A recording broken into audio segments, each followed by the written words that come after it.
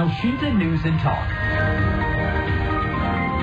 Pendengar, Presiden Prabowo Subianto baru saja kembali dari konferensi tingkat tinggi atau KTT Perdamaian Gaza yang digelar di Mesir. Dalam pertemuan tersebut, Presiden menyaksikan penandatanganan pokok-pokok kesepakatan rencana gencatan senjata yang menjadi langkah awal menuju perdamaian menyeluruh di Timur Tengah, khususnya di kawasan Gaza dan Palestina.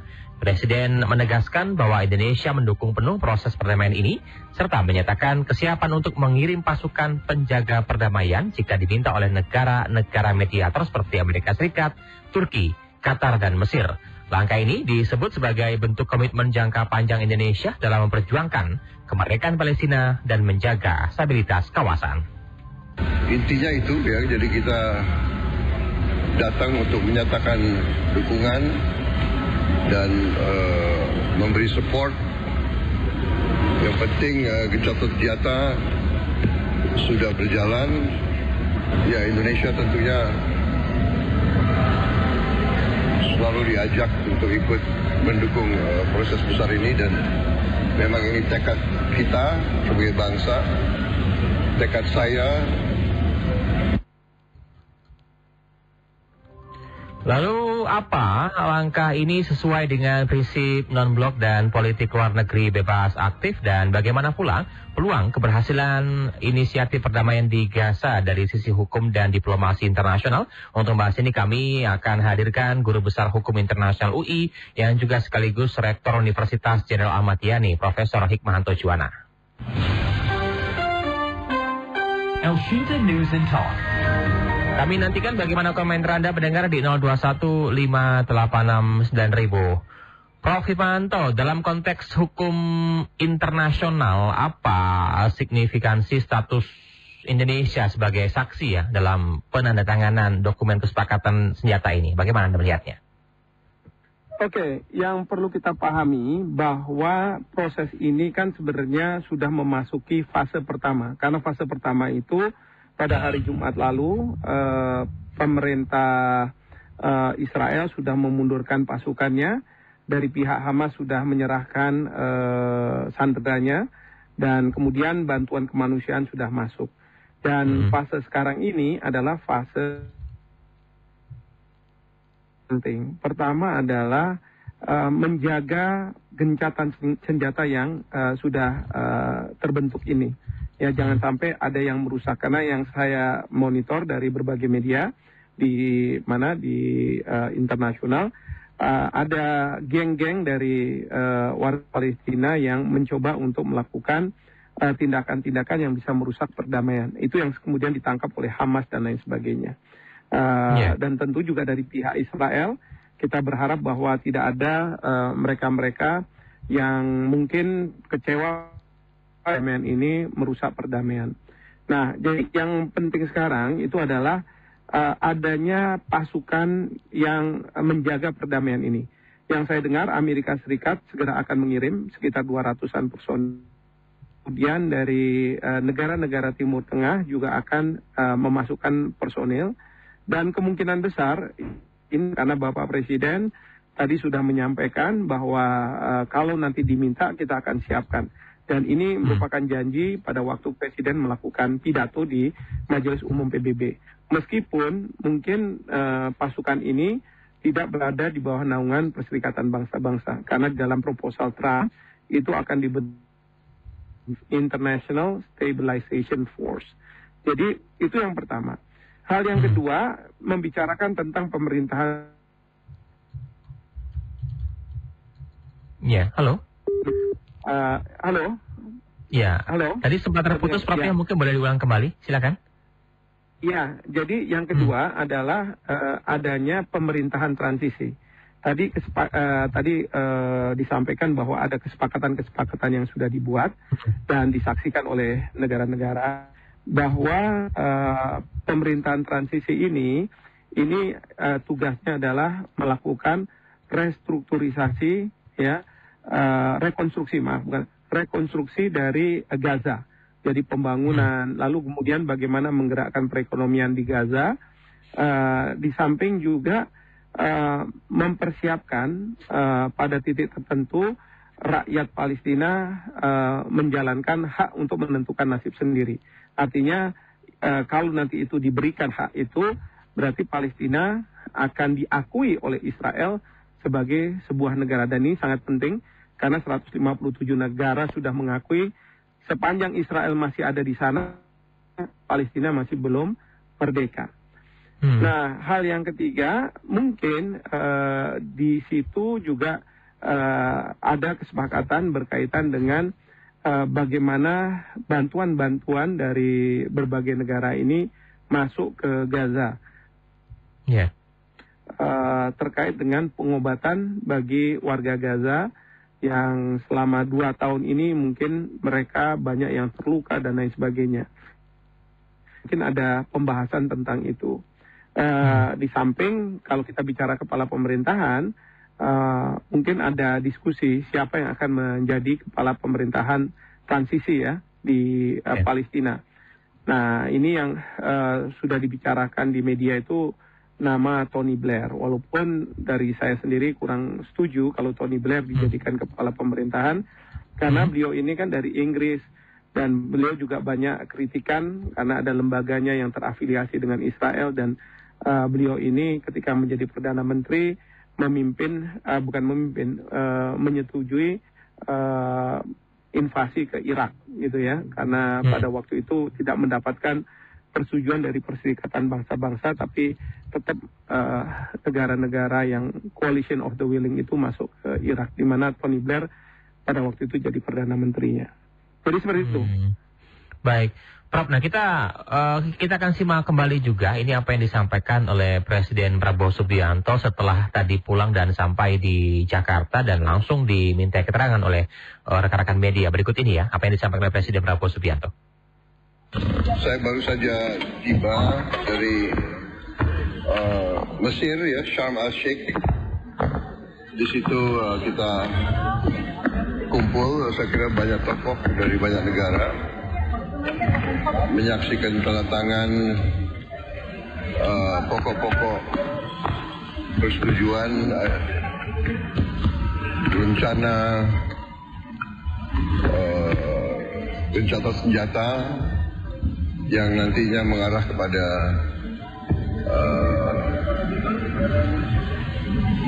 perdamaian keseluruhan. Jadi ya ini usaha yang besar.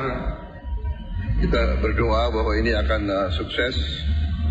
Tapi saya kira ini awalan yang baik.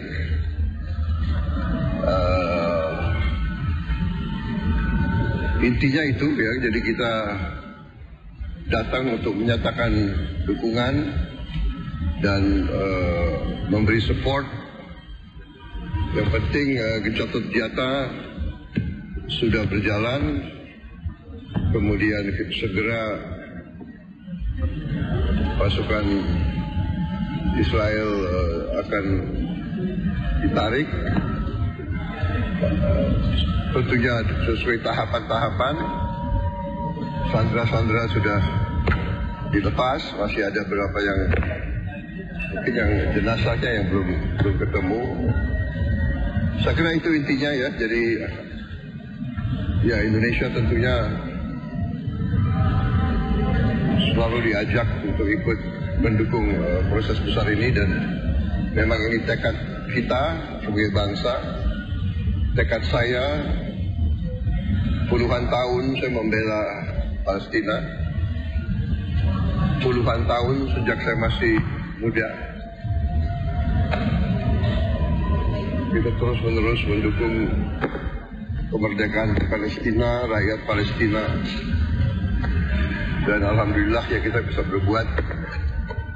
Indonesia selama ini aktif. Kita kirim bantuan, kita kirim kapal, kita kirim Hercules berkali-kali. Saya kira rakyat Palestina dan rakyat Timur Tengah melihat bagaimana komitmen Indonesia. Kita juga kirim bantuan pangan cukup besar ya. Ribuan ton beras kita kirim. Dan kita terus komit untuk mendukung ini. Dan saya ditanya oleh pihak-pihak yang merupakan pihak katakanlah mediator kunci ya. Amerika Serikat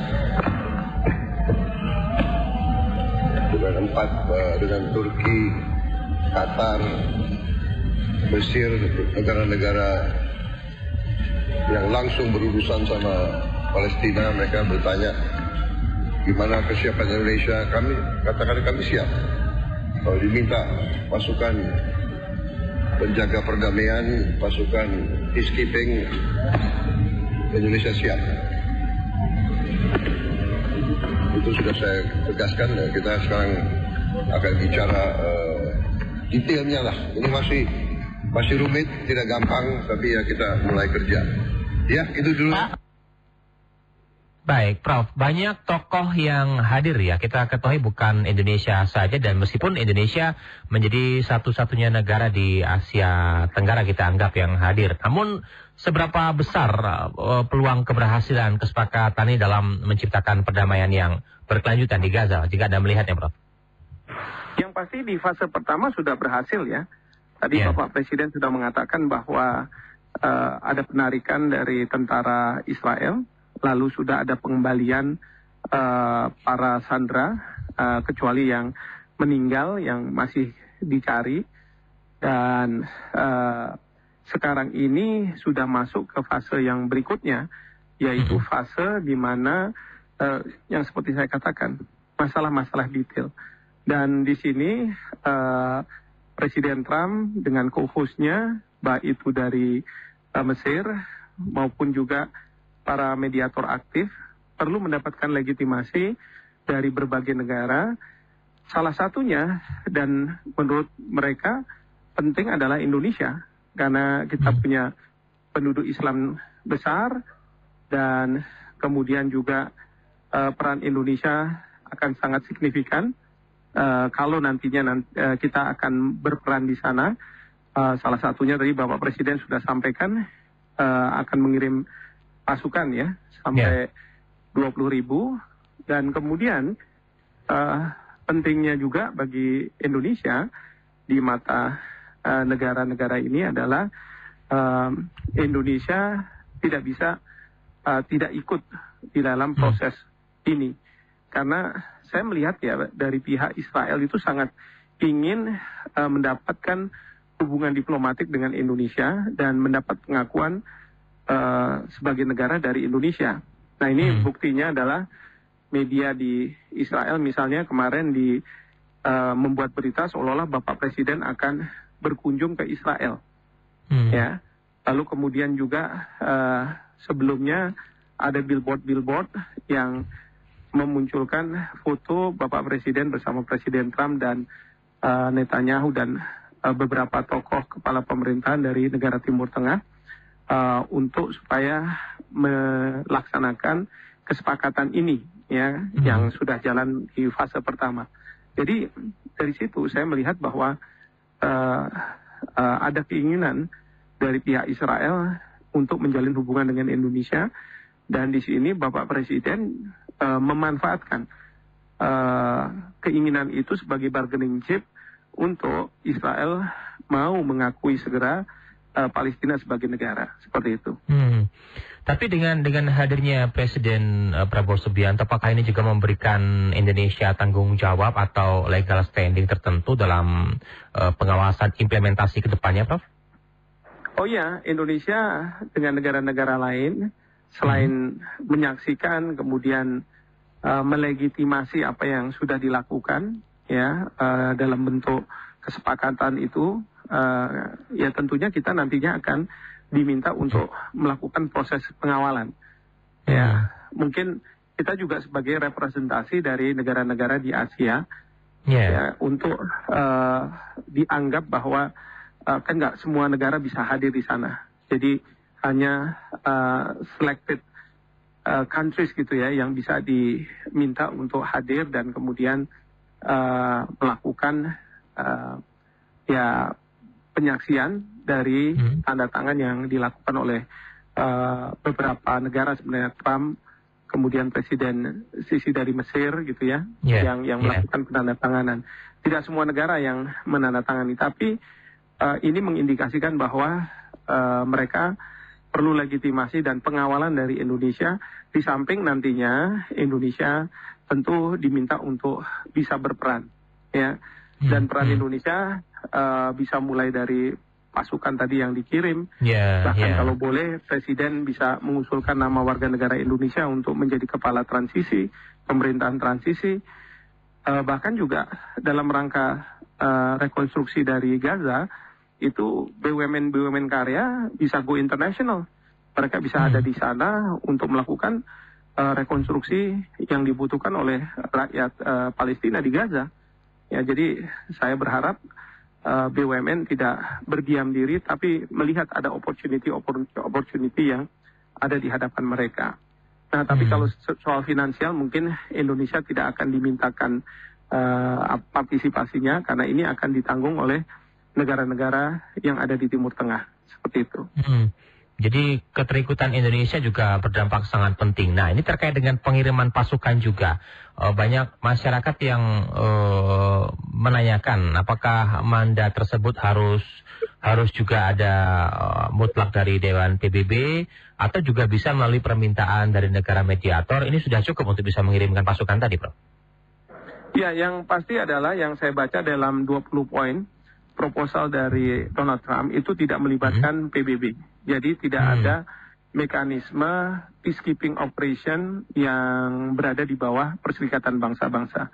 Jadi ISF nanti, International Stabilization Force ini merupakan kesepakatan antara negara-negara untuk mereka mengkontribusi pasukan. Nah, nanti scope of work-nya akan ditentukan tentu dalam agreement yang tadi ditandatangani, yang kita belum lihat nih. Mudah-mudahan saya bisa segera lihat, bisa tahu scope of work-nya itu seperti apa. Yang pasti adalah menjaga agar gencatan senjata ini long lasting, bisa berlanjut terus. Dan perlu diingat bahwa kekhawatiran Israel untuk tidak memerdekakan rakyat Palestina itu adalah akan adanya serangan dari Gaza ke Israel.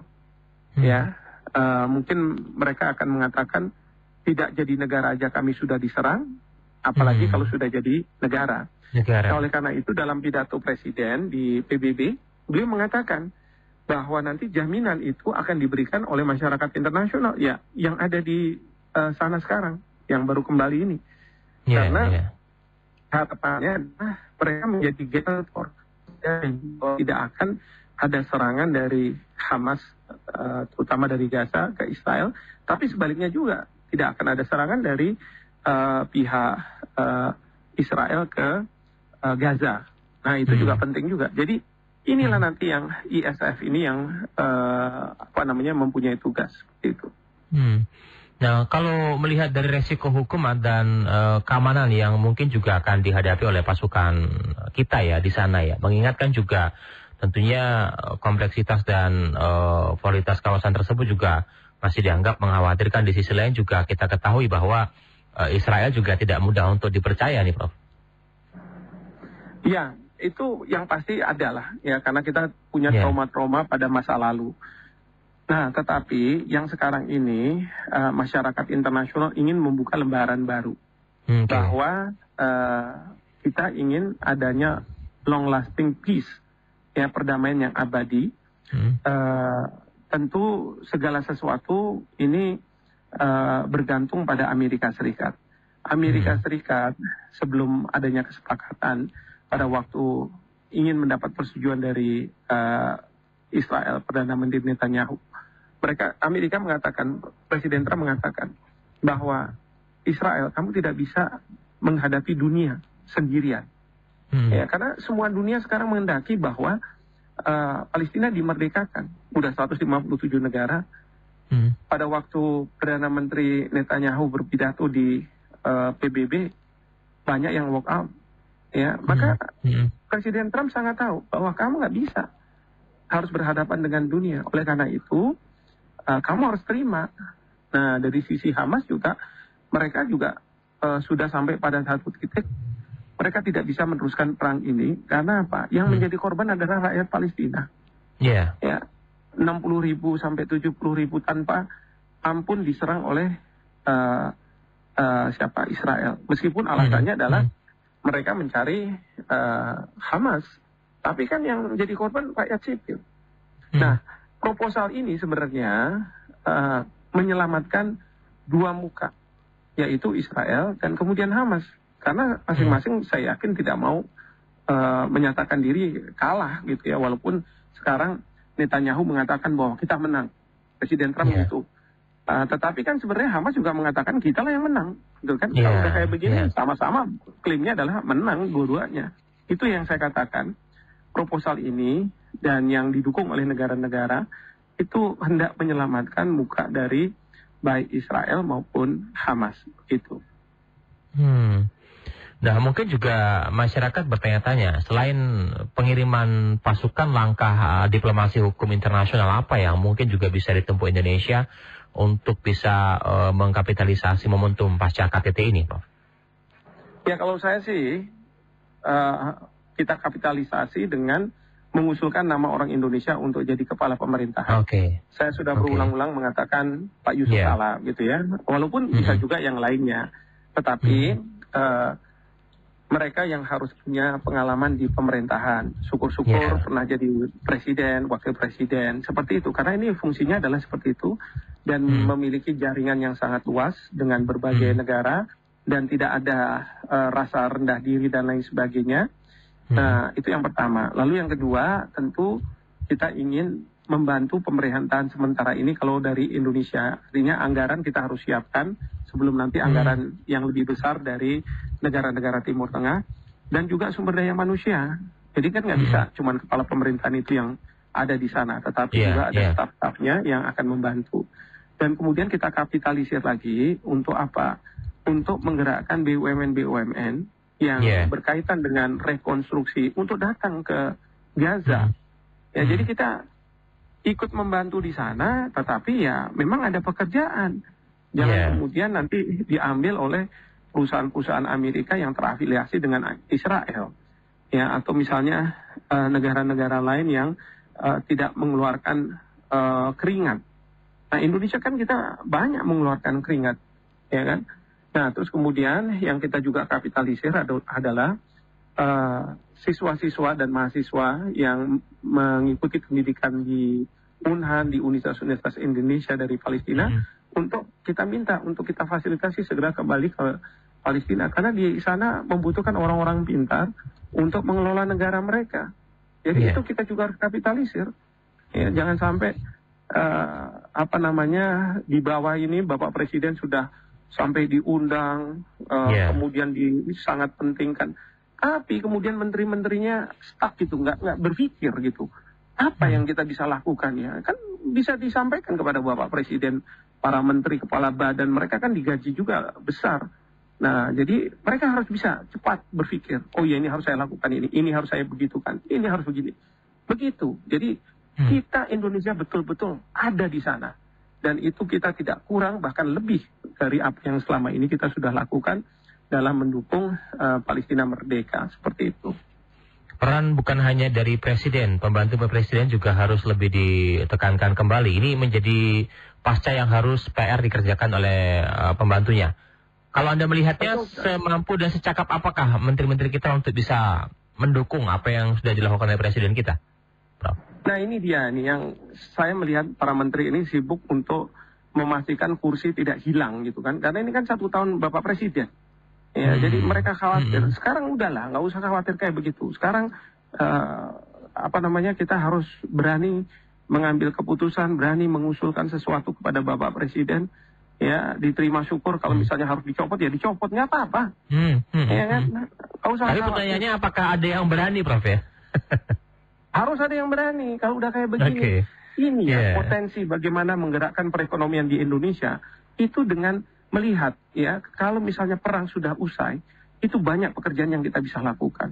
Ingat pada waktu Eropa rekonstruksi itu ada World Bank, kemudian ada perusahaan-perusahaan konstruksi dari Amerika Serikat sebagainya yang ada di sana. Pertanyaan saya, kenapa kita nggak bisa melihat opportunity itu? Ya kan? Nah, jadi kita harus melakukan hal yang seperti itu. Harus berani. Ya, kalau misalnya kita malu-malu, akhirnya nggak dapat apa-apa. Bagaimana perekonomian bergerak? Bagaimana penyerapan tenaga kerja? Kalau misalnya memang ada di sana, harus kita kirim tenaga-tenaga kerja, kita kirim. Banyak mereka yang membutuhkan tenaga kerja dan bekerja di luar negeri. Kan begitu.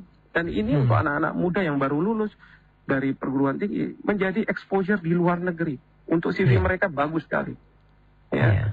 Jadi kesempatan, sekali lagi, tadi kan ditanya, kapitalisasi apa yang bisa dilakukan? Kapitalisasi ini. Begitu.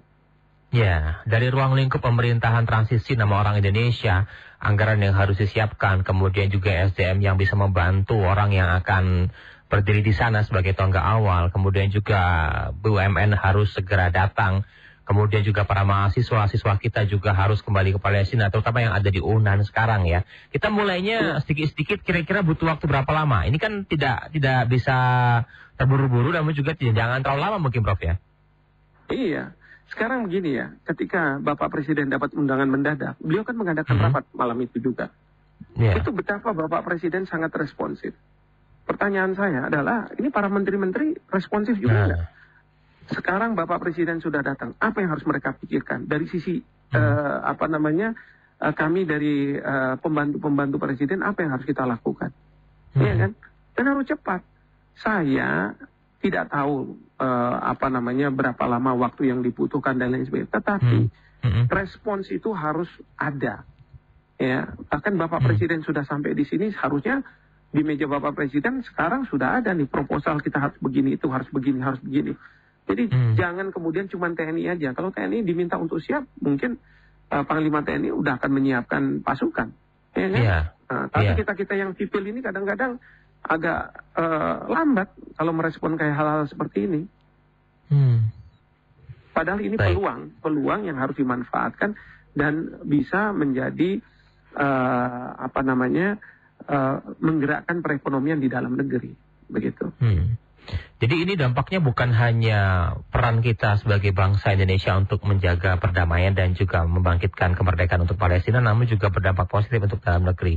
Nah, membagi terkait dengan konsentrasinya, terutama bagi para pembantu menteri-menterinya ini bagaimana? Mungkin ini yang menjadi salah satu pemikiran dari mereka hingga akhirnya susah untuk merespon lebih cepat apa yang diinginkan oleh Presiden, Prof. Ya, saya sendiri nggak tahu ya, karena ini lebih masalah di dalam negeri gitu. Iya. Yang penting bagi saya itu adalah bagaimana setiap kesempatan itu betul-betul bisa dimanfaatkan oleh para pembantu Presiden. Karena saya selalu mengatakan begini, Bapak Presiden tuh rajin ke luar negeri, rajin diundang oleh berbagai pihak di luar negeri, dan saya melihat bagaimana Bapak Presiden ingin membuka peluang apa yang bisa Indonesia lakukan. Nah, tetapi kalau misalnya Bapak Presiden pulang tapi terus kemudian tidak ada tindak lanjutnya, dan tidak mungkin kalau Presiden sendiri yang harus melakukan tindak lanjut, itu kan harus pembantu-pembantunya. Ya, itu ya sia-sia apa yang dilakukan oleh Bapak Presiden. Nah, di sini menurut saya justru para pembantu Presiden harus bisa menganalisa apa yang dibutuhkan, apa yang ini. Bagaimana supaya Bapak Presiden kita beri feeding, nanti tinggal Bapak Presiden kontak ke Presiden Trump, ke mungkin Presiden Mesir dan Presiden yang lainnya, untuk kita bilang kita sudah punya nih, sudah siap dengan proposal. Ya, saya khawatir mungkin Cina atau Jepang sudah siap dengan proposal mereka, buat ini, buat itu. Bahkan nanti ada pinjaman yang akan diberikan, nanti harus dikembalikan dan lain sebagainya. Jangan-jangan sudah siap, tinggal mengajukan aja.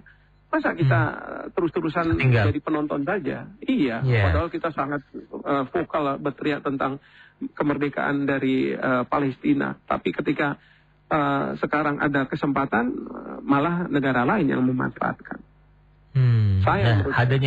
Hadirnya negara lain ini kan menjadi sebuah tantangan juga untuk kita untuk berkejar lebih cepat ya, menyiapkan proposal dan juga siap untuk bisa mewujudkan apa yang menjadi keinginan dari Presiden Prabowo Subianto.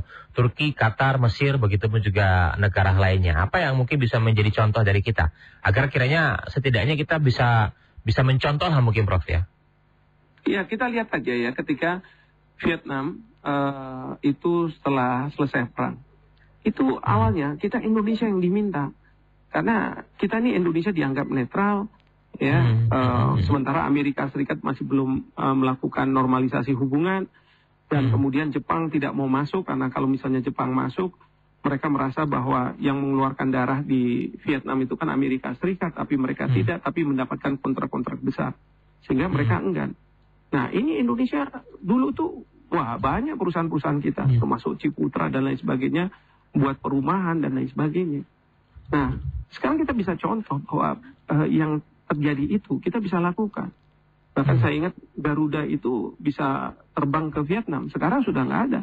Justru sekarang pesawat Vietnam yang menerbangi ke Jakarta, begitu kan. Nah, ini kan seharusnya kita bisa manfaatkan.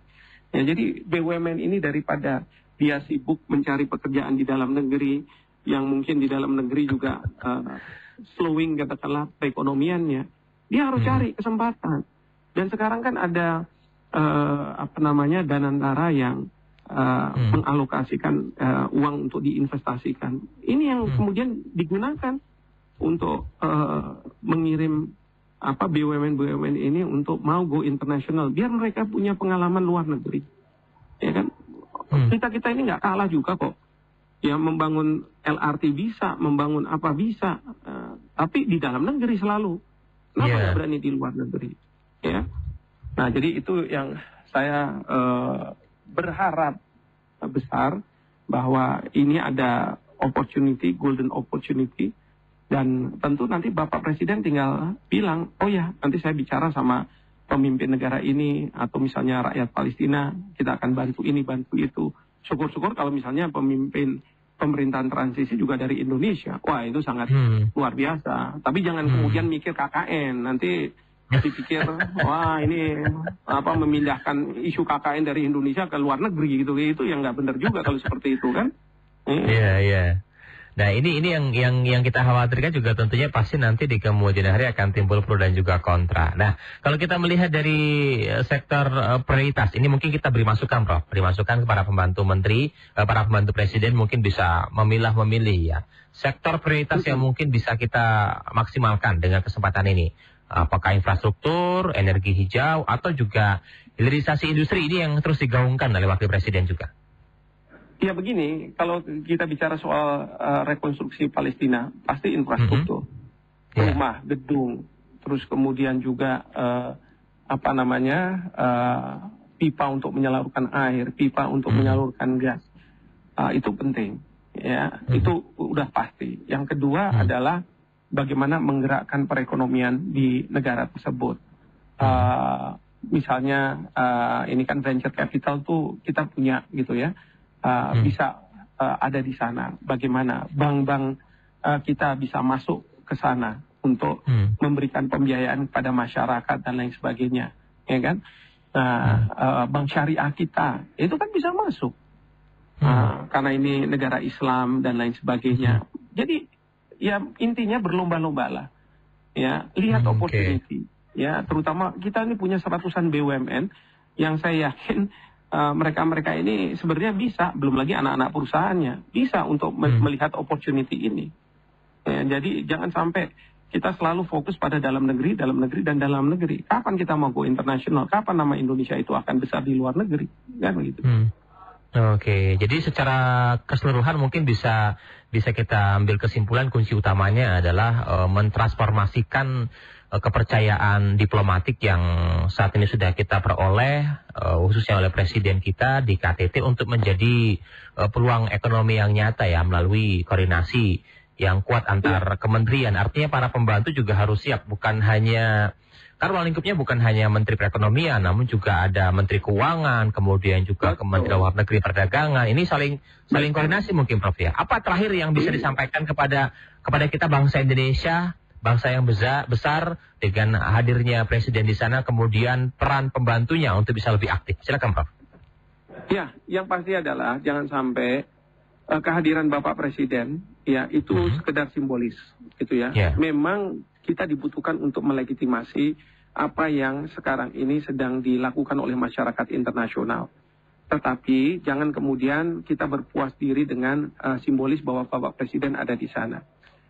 Bapak Presiden sudah banyak memikirkan ya di sektor publik, misalnya saja pengiriman pasukan dan lain sebagainya. Nah, sekarang dalam sektor swasta termasuk BUMN itu juga harus memikirkan apa yang harus bisa dilakukan. Ya, kalau misalnya Pak Purbaya bilang kita masukkan 200 triliun ke bank-bank ini coba bergerak, jangan fokus ke Indonesia saja. Bisa nggak uang ini diserap di luar negeri, di Palestina, begitu ya? Bagaimana? Kita profesional kok. Yang ini nggak ada nothing for free. Waktu Eropa direkonstruksi oleh Amerika Serikat, mereka pakai World Bank, mereka pinjam dari World Bank, pakai bunga kok. Ya, membayar bunga. Jadi nggak ada masalah. Hal-hal yang seperti itu wajar. Ya, bahwa kapan harus dibayarnya, ya mungkin ada relaksasi gitu kan, sambil ada pergerakan perekonomian dan lain sebagainya. Tapi kita sudah harus ada di sana. Ya, bahkan kalau misalnya perlu para pelaku usaha yang swasta ini didorong mereka untuk go international juga, nggak hanya BUMN. BUMN memang harus di depan karena apa?